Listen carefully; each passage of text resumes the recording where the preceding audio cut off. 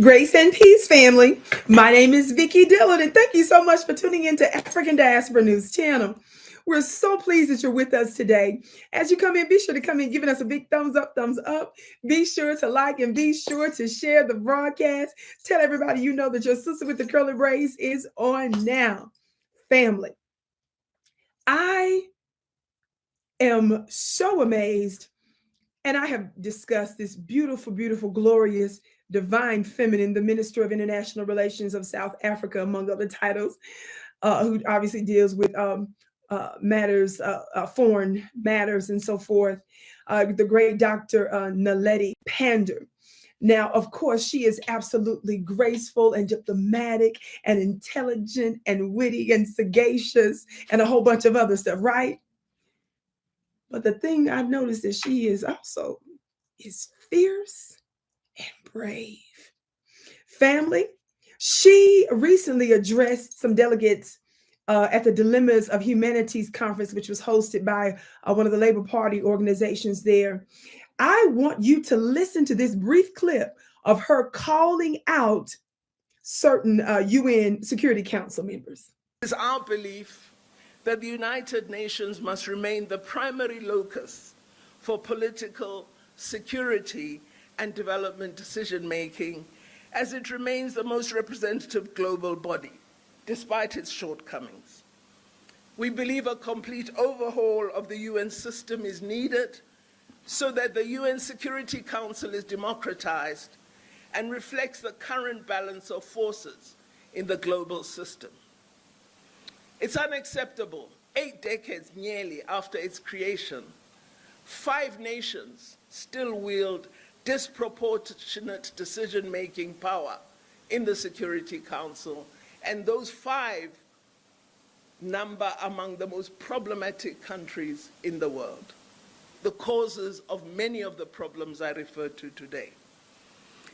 So the overhaul of the UN system should include enforcement of decisions taken by what we hope will be a democratized UN Security Council. Ooh-wee! Did you hear her? She said that these 5 member states wield disproportionate amounts of power, and she says that they are the most problematic. And she discusses how the UN is still really the preeminent world body, but it needs to be drastically reformed. I can understand that because, as she mentioned, after nearly 8 decades, of course, they just had their General Assembly, the 78th conference. So nearly 80 years later, after its formation, you have most of the global body that passes certain resolutions. The majority of the world agrees on particular topics, but these 5 member states, as she mentions, that wields undue power, basically obstructs, sabotages, and stands in the way of what majority of the world desires. We have over 8 billion, people on the planet, family. As we see demonstrated with the United Nations, the reason the masses keep getting the short end of the stick is because the powers that shouldn't be a small group sit in what the ancients call the high places. In other words, they sit in powerful places, and from the powerful places, though they are the minority, they control the masses. Things are having to change. I love the boldness with which she speaks and others that are speaking out more clearly on the global stage because of the strengthened alliances like BRICS, of course, the African Union has been around for some time now as well. The G6, the G7, and so forth, the G7, and then the G. There are other types of other coalitions and so forth, right? It's so important because I feel that they are being emboldened by their new alliances because they're making some very serious power moves and they're becoming more and more codified. They're coalescing better and they're adding other powerful states, not only from the continent, but from different parts of the world. Yes, I want to make sure that I was very clear before when I was talking about G7. I believe I said G6, but G7. And not only those global blocks, but there are others that are forming, like some even in Asia and Latin America and other places that are forming. And this is really causing the powers that shouldn't be to freak out. One of the reasons why they can't stand to see, for example, China connecting more powerfully with Russia, and the reason they don't want Russia connecting with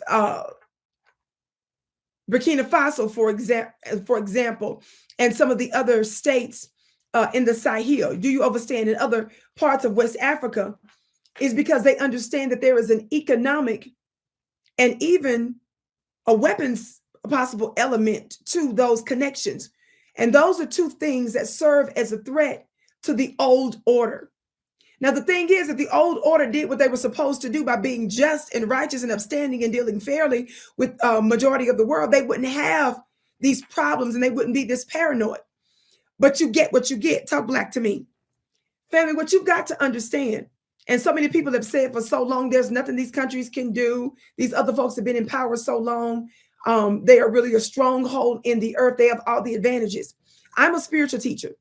And one of the things that I teach is that one of the main reasons that they continue to be in power in an unjust way is because we, the melanated people of the world, the original men and women, we haven't tapped into our supernatural power that gives us divine, unfair advantages on earth.